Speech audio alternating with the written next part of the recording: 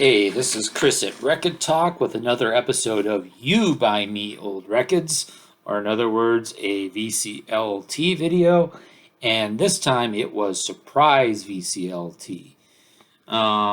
So I had finally gotten down to the point where records I had ordered were pretty much slowing down, so I wasn't expecting anything. I get home from work, open my mailbox. There's the key for the parcel locker for our building, and I'm going, what? I didn't think I would be getting anything today.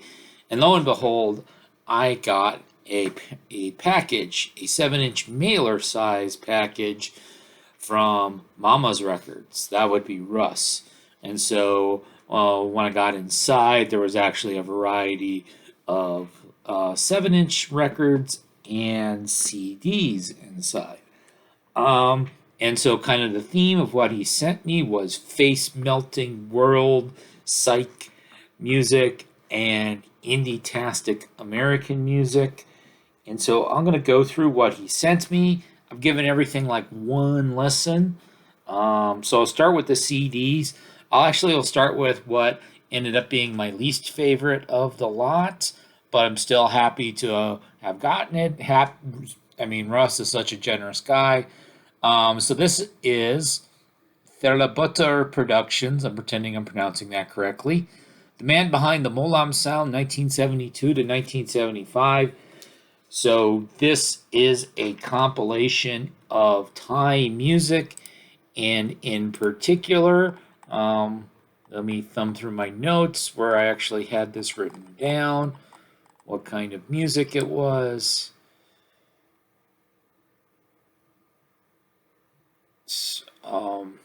So it's sort of a Thai folk music, sort of funky sounding. Okay, here we go. Luk Thung was the name of it. And it all pretty much featured young women singing, and that ended up being kind of my problem with it. They were all kind of this high-pitched sing-songy voice. So the one you see on several of the tracks by Rekkids, she seems to be the biggest star. She actually has a English language Wikipedia page. And the vocals were the thing I had the hardest problem with. I would have actually thought this was all. I would have been a bigger fan if this had been instrumental. It's very high pitched, sing songy. Obviously, I can't understand the language, but I have other records where not being a native language isn't a problem. Also got this. This is Os Mutante. So this is Brazilian psych. I think this was originally recorded in 1968. Yeah, that's what it says, 1968. And this was cool. I like this. I'm going to be looking forward to getting some re-listens of this. And this would be somebody that if I ran across them, I would certainly get more. And then the other one, and this one was awesome as well. This is a CD EP.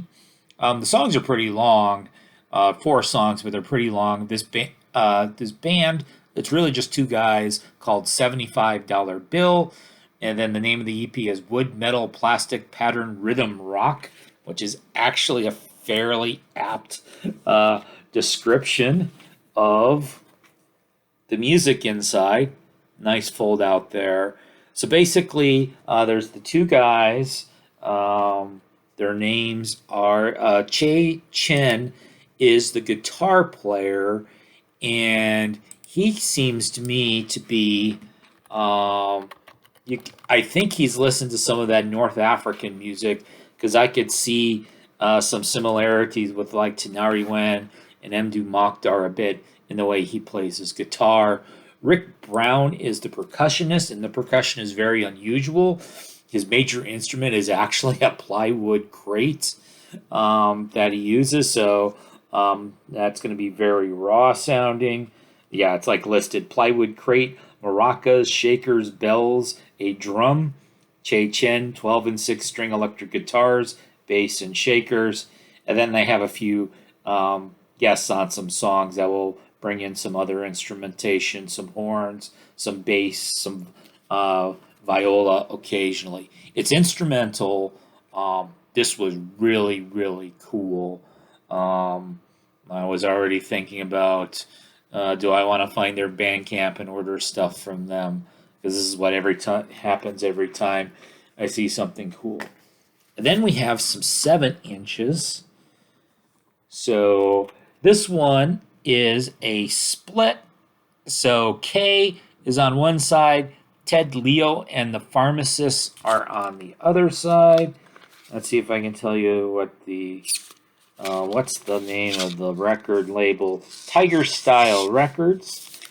And so the funniest thing about this record is, okay, so here's the side with K. I wouldn't mind 45 RPM. That seems like you would expect. There's one song on a 7-inch record. And then notice there's quite a bit of dead wax on here. Ted Leo and the Pharmacist, their song is at 33 RPM. Even though, again, there's just one song. I think they were doing that just for the gimmick purposes. And then we got a couple of what was the date on this? I think this was like 2002. Yeah, this was 2002. These next two both came out in 2008. They were both on Slumberland Records. They were doing I think they were doing like a bi-monthly series. They're on very, very pretty splattered vinyl.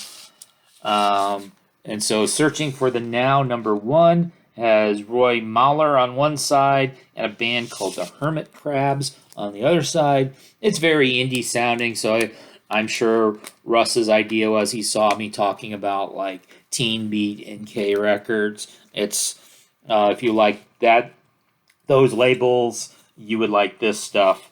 And then here's the second one, a different splattered color. And then the bands on this one band called Bye, and the other band called The Happy Couple.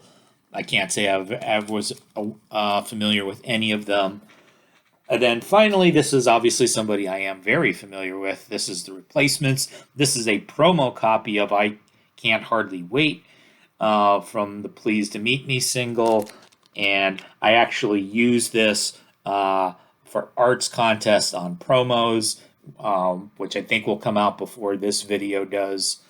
And so it has Can't Hardly Wait on both sides, despite the fact that on the sleeve it says that there's a different song previously unavailable on the second side, but it's not available on this disc either. But that's pretty cool. Thanks, Russ. You're the best. Everyone should love Momma's records. And we'll see you again with another video of stuff I find or whatever strikes my fancy.